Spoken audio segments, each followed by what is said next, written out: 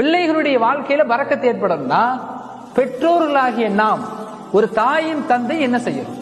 அல்லாமா இப்னு கஸீர் ரஹ்மத்துல்லாஹி அலைஹி சொன்னாங்க, அல் பரக்கத்து அல்லதி தஹில்லு அலல் அப்னாஇ. பிள்ளைகளுக்கு பரக்கத்து எப்படி கிடைக்க தெரியுமா? நம்ம ஆசைப்படுற நம்ம பிள்ளைங்க நல்லா இருக்கணும், நம்ம பிள்ளைங்களுடைய வாழ்க்கை பரக்கத்தா இருக்கணும், நம்ம பிள்ளைங்களுடைய வாழ்க்கை செழிப்பா இருக்கணும் ஆசைப்படுறல்ல.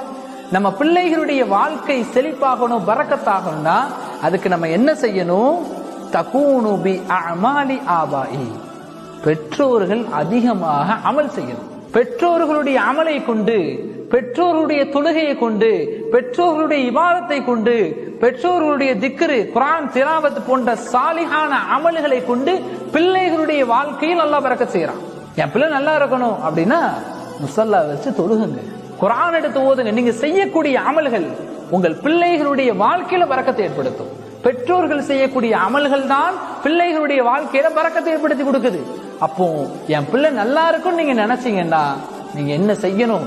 முஸல்லா வச்சு அதிகமாக அமல் செய்யுங்க, அதிகமாக இபாதத் செய்யுங்க.